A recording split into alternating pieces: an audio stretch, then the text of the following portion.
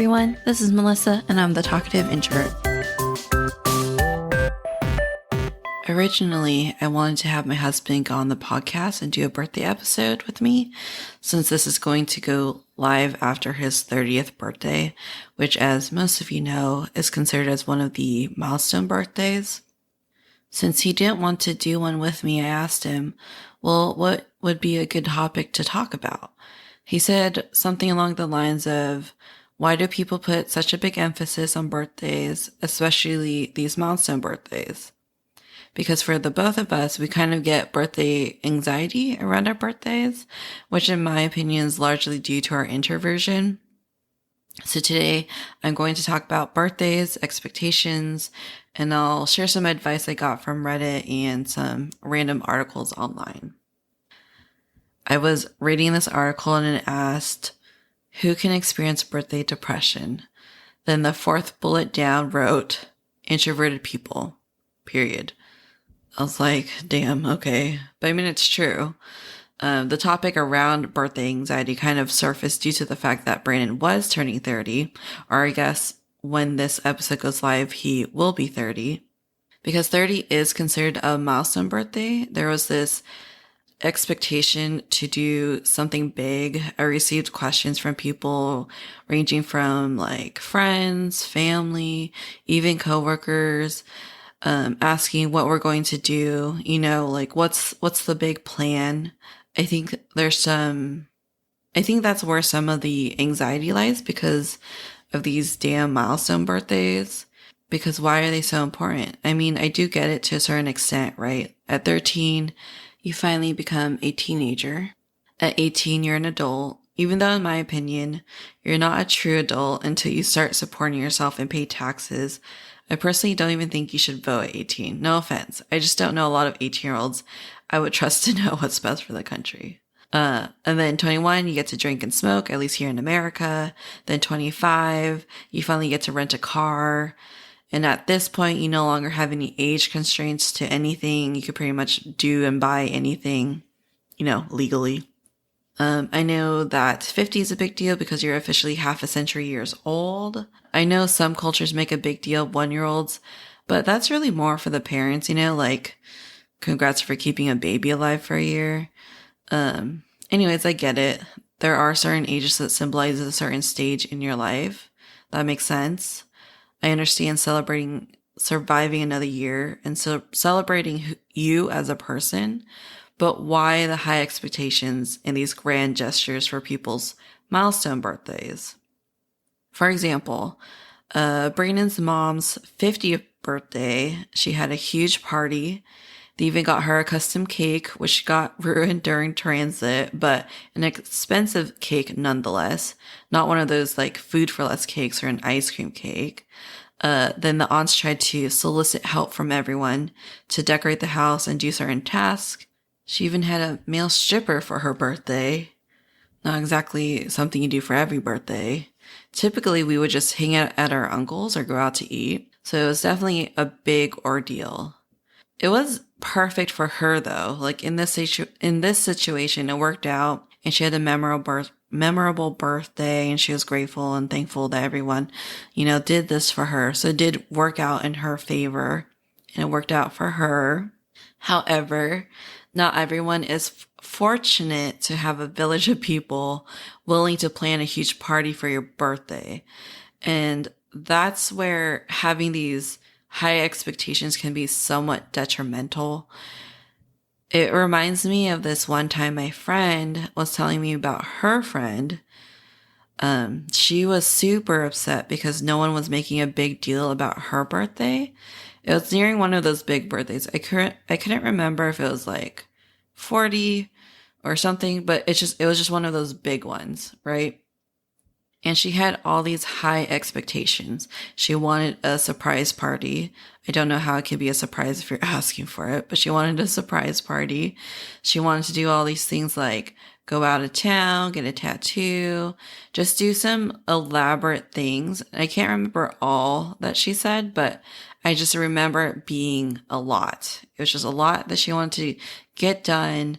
And it was a lot she wanted to do because of this specific birthday, because it was a specific milestone in her life. So she put a lot of emphasis and a lot of expectations on this particular day.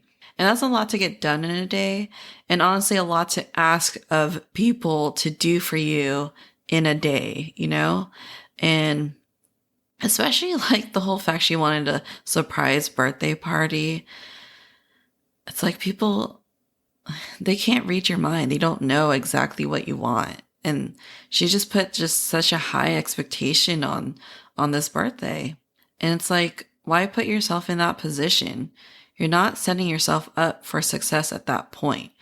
For me, I don't expect anyone to do anything for me. I'm just grateful if my friends and family even remember my birthday and greet me.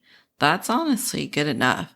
Especially for me, because I don't have Facebook and I don't have it listed anywhere.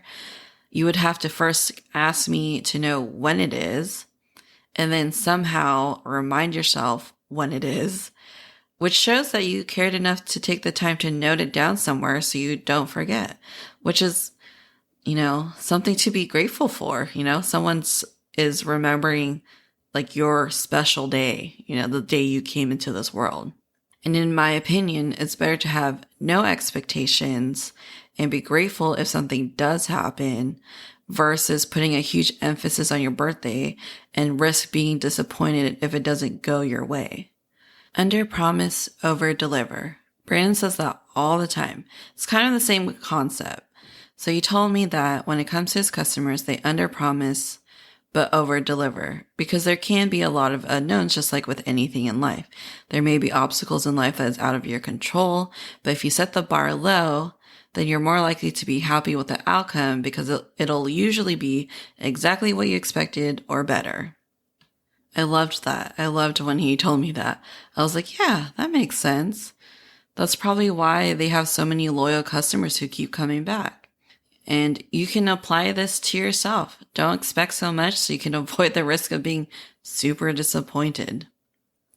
In addition to high expectations, big birthdays also equate to big celebrations, which can be nerve-wracking. My mindset is probably like this because not only do I have pretty bad social anxiety, but I'm also very much an introvert, obviously, as you guys know. I mean, if this is your first episode, it's pretty obvious by the title of the podcast. I am very much an introvert. If you haven't listened to previous episodes, on my MBTI test results or quiz, whatever, I think I got like 93% in the 90s. So I'm very, very much introverted, which is why I love my small group of friends. We actually do make a big deal out of our birthdays, but it's always just us, and we always go on some type of adventure, and we don't do anything the birthday person doesn't want to do. They truly make it about the person's birthday, and I love that, and I love that they know me. They truly are the best. I'm also very fortunate that my side of the family is fairly small nowadays. We used to be pretty big. We used to have like huge family gatherings and huge like celebrations, like during events like Christmas and Thanksgiving. There's just like a ton of us, and everyone would come over and sleep over, and we would like fill up all the rooms, and people would sleep in the living room, and it's like a huge like family ordeal every time we got together. However, nowadays, or it has been for like a while now, drama happens. I feel like, not to be like stereotypical or like generalizing, but Filipinos for some reason have a lot of drama, and our drama unfortunately just never resolved itself. So majority of the time, for a long while now, it is mostly just my mom, me, my brother, and our significant others. And nowadays, my brother has 2 kids, so them included. Sometimes other family members, but pretty rarely. A lot of times it's just us. And I honestly love how small it is. And I don't really care for drama anyways, and I don't care for, any of that stuff. And I don't care for like putting on a face. Like if people are arguing, but they're putting on a face because it's Christmas or whatever. I'm not really into that. I love our small family, and it makes us a lot closer. I think it makes us closer to each other, and I'm all for it. My mom would probably disagree, but I don't mind it one bit. And talking about my mom, so growing up, my mom did try to make our birthdays a big deal. My brother and I are a year and 3 days apart, so we always celebrated it together, except this one time. So in our culture, we do have this huge birthday celebration for all the girls. It's called a debut, short for debutante. It's like a sweet 16, but for Filipinos, it's when we turn 18. I didn't have a typical debut though. We didn't have the funds, and quite honestly, I just didn't have enough people in my life to have such a big one anyways. And I'll explain what I mean by that. So in a typical debut, there are different events that go on throughout the night or day, however long you have your debut for. So the first thing is that you have the 18 roses. So you pick the 18 closest male friends or family, whatever you call them in your life, your significant other, and they stand in line and they all present you one by one a rose, and you dance for like a minute or two, and then the next one will come up, give you the rose, dance, rinse and repeat 18 times. Then you have the 18 candles. So these are the closest 18 females in your life. One by one, they present you a candle and they give you some type of advice or whatever. They say something to you and they bring up the candle to you. And then after they say whatever they want to say, then you blow out the candle. Then there's also a dance. So you pick 8 of your closest gal pals and then 9 guys. These can be the same people from earlier. So, they can overlap. And you guys do a choreographed dance. So me, being me, not super social, with a handful of close-knit friends, I remember thinking, I don't even have 17 friends. Who am I going to find to fill in these spots? 17 is a lot. So in a way, it did work out because I wouldn't have been able to do some of the traditional things you do. I mean, I guess I could have just put some random family members in there, but it wouldn't be as meaningful. Not that I don't like my family or anything. But it's supposed to be meaningful. These are supposed to be the closest people in your life. And having 18 male and female members of your family or friends close to you, that's, I don't know about you, but that's a lot. But it was a lot. So it definitely worked out that I didn't do a traditional one, but it was still a big one. We still had it at my parents' house and we still invited friends and family.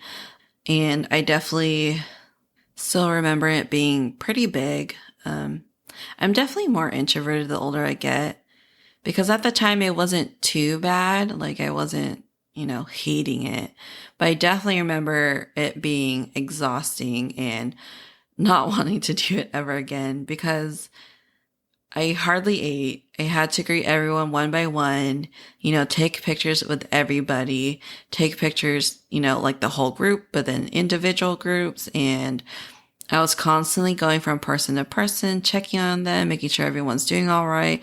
Everyone's enjoying their time, that everyone got to eat. Everyone, you're just the host. That's, what the host usually does is check on everybody, make sure everyone's good, everyone's happy. And then at the end, I didn't even get to eat any of the lechon. And I think I had a couple of bites, but the rest were given to family members to take home because that's what you do in a Filipino event. If you haven't been to one, I bet you the next time you go to one, or if you ever go to one, you'll see that they'll have to-go containers. At least most of them.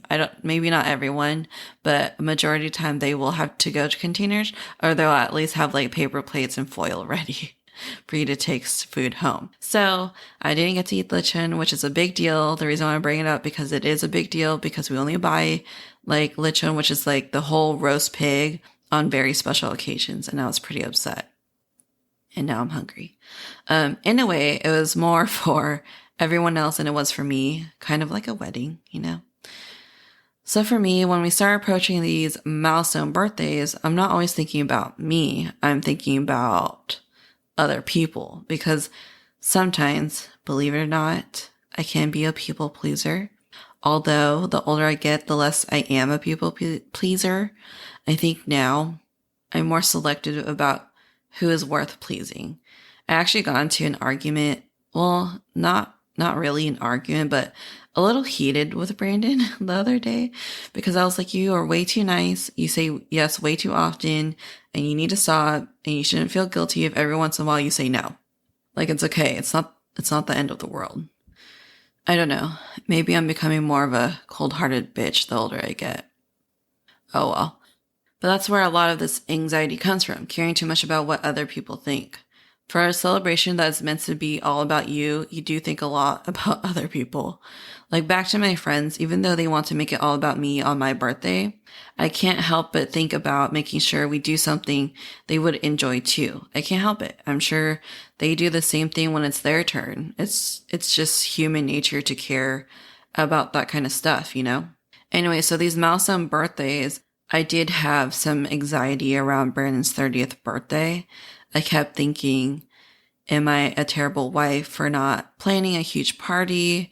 Am I supposed to do some grand gesture for him? Am I supposed to buy something super expensive? Is he going to think I don't care enough about his birthday if I don't do anything big? You know, like I had all these questions in my head.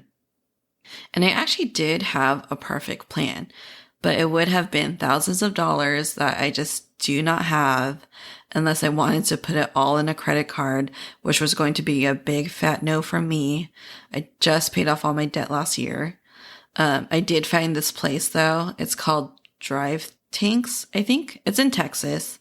And oh man, it would have been seriously perfect. You can drive tanks, shoot old school army firearms, and even use a blowtorch or fire torch. Flamethrower. They're called flamethrowers. It would have been great, but it would cost an arm and a leg to get there. We would have to buy the tickets, first of all, then the flight, lodging, puppy sitter for Ling, food, so on and so forth. If money wasn't an issue, I would have definitely done it. While I was looking into it, though, I was also thinking, am I supposed to bring his family? Am I supposed to invite friends? Is this something we're supposed to do with other people? Is it okay if it was just us two? It got into my headspace where, again, I was more concerned with other people when it should just be about Brandon and what he wants.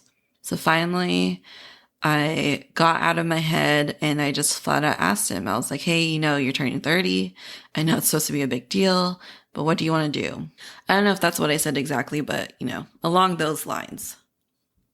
And honestly, you guys, I should have already known this answer. We've been together for 14 years. I should already know because he pretty much wants to do the same thing every year, which is not have a huge party or a giant celebration. He just wanted to take time off and hang out. He didn't want to do anything extravagant. He didn't want to have to spend it with everyone and have to socialize and put on a face. He just wanted to chill, drink, and eat some good food. So because this is a milestone birthday, it just really got into my head. But communication, guys. Communication is key. It's such a cliche, but so many arguments and headaches can be solved with proper communication. Just talk. Just be honest. None of this fake scenarios in your head or whatever. So that made me feel better, but then the anxiety came back because people wanted to know what the plan was. So per usual, I went to Reddit and searched some stuff up. I was looking up advice on what other introverts do when people want to plan something big for their birthdays. This first advice is pretty obvious and seems simple, but isn't always ideal and isn't the easiest thing to do. So this first one I found was to simply say no. Be completely honest and concise with what you want to do, and don't allow people to deviate from your plans. Be stern with your friends and family. This works if you don't care about what other people think. This may not work if your friends and family are prone to drama and are sensitive and think the worst of you when you don't want to hang out with them. And if you resonate with what I just said, you guys should read the thread on the Introvert subreddit titled, "Apparently I'm the bad guy for wanting to do nothing for my birthday." It was like the perfect subreddit or perfect thread. People wrote about what they have to endure when they tell people they don't want to do something for their birthday. So this one I resonated with was, "I've come to realize that my birthday is more for my friends and family than for me. Celebrating me makes them feel good, and they usually have a lot of fun doing so. If I tell them I don't want to do anything, I have found that they'll feel a bit sorry for me, which makes me feel even worse and a little guilty. So generally, I'll appease them for one day. Personally, a perfect birthday for me would be spending way too much money at the bookstore, or at least for me, probably a craft store, and then taking a warm bath with some tea. But I want my friends and family to be happy as well, so I'll celebrate for the time being." I was like, oh, but I get it. It was a very wholesome response. Not all the other commenters had such a wholesome thing to say. Anyways, look that one up. It's pretty relatable for introverts. It was from the introvert subreddit. I think I said that earlier. So back to the advice. I did see another thread on Reddit. "My birthday is tomorrow and my twin brother is an extrovert. How can I enjoy my birthday without seeming rude or selfish?" First of all, that must have been pretty tough growing up if you're twins. Because at least for me, I knew a couple of twins. And I just remember they were always together and they did everything together. So it must have been difficult for one being an introvert and one an extrovert. But I don't know. I don't know what it's like to be a twin. But someone responded saying, "Spend part of the day with them, making an effort to be involved, and the rest of the day having quiet time for yourself." And I was like, okay, that's pretty good. You did your part with the family and with the siblings or whoever, your twin. And then the rest of the day is for yourself. Then another person said, "You don't have to spend the whole day together." So kind of similar to the first one. "If it's really important to him to have a drink or meal with him and friends, maybe plan for that for a controlled amount of time and then have plans of your own for the rest of the night. If he asks, just say something vague like, 'There's a few things I want to treat myself to / going to go have a little fun,' and be really enthusiastic about how happy you are for him to enjoy his plans too." This person put a lot of emphasis on being enthusiastic about being happy for this person's brother because I guess based on their experience, they've realized that the key to getting undisturbed alone time is to try to be as cheerful and vague as you can. And they go on to explain from their personal experience that extroverts feel weird and guilty about potentially leaving someone behind. So acting in a way that reassures them that you're happy helps them understand that you aren't depressed, but just a generally more quiet person by their standards, which I totally get. I totally understand like that. I know people in my family who are the same way who, they're constantly checking to make sure you're okay or checking to make sure that you're having fun in an event because you being quiet or you not participating in some of the activities to them might seem like you're not having fun, but to you, you're having fun. So yeah, I've had the same experience. So other advice I read was to do something that can only be done in a small group setting for a limited amount of time. So I found another subreddit called Introvert Friendly Milestone Birthday Celebration Ideas. Anyone? Someone posted this like 17 days ago about turning 30, which is funny. It's like they knew I was doing this podcast. Anyways, people had some pretty nice ideas. Some people said visit a museum or art gallery, take a class like pottery, painting, flower arrangements, etc., a private guided tour. Someone took a helicopter flying lesson, which is pretty cool. These are actually the kinds of things I do with my friends, and they're perfect. It limits who can celebrate with you, and if you get socially exhausted easily, it also puts a limit on your time spent with people. because most tours and classes are for like a couple of hours, and then afterwards you can just decide to whether hang out with your friends longer or go home. Plus, it's a win-win situation. They get to do something fun with you, and you get to control the setting, the amount of socializing, and the duration. Everyone wins. It's so honestly perfect. It's a perfect situation. So I definitely would go with that advice. Then, of course, there's the more obvious one. We're in a pandemic, which I know a lot of introverts loved using that excuse last year. And I know that like we've opened up again, but if you're in California, I don't know how it is for other states. I think I read somewhere that we might be closing again. I really don't know how this all works or what's happening. It's kind of hard to judge what's going to happen because at the same time, we got the recall election for Newsom. So I guess it just depends on who our next governor is going to be and whether we're going to close down. But either way, still a valid excuse, you know? You can still use that for this year, for the remainder of this year, if you want. Lastly, our excuse every year for the past, I don't know, since we like moved out, I guess, really, is that we're going out of town, which most of the time is actually true. We do actually go out of town. We like going up north where it's cold. Sacramento is so hot. It is going to be, I think, I can't remember it, but it's in the hundreds this week, which is pretty typical of Sacramento. It's so hot here. So we do go up north. Oregon is beautiful. Fort Bragg, all those small towns up north is definitely an introvert's paradise if you haven't gone yet. There's no traffic, no lines, no waiting, not a lot of tourists. Then you're surrounded by nature. It's bliss, honestly. I highly recommend, if you don't want to do a giant rager, just go up north. Go visit a small town. Rent a Airbnb with, your pets, your significant other, or honestly just go by yourself. Just take a day trip or take a weekend out, in the middle of nowhere and just have your ultimate alone time.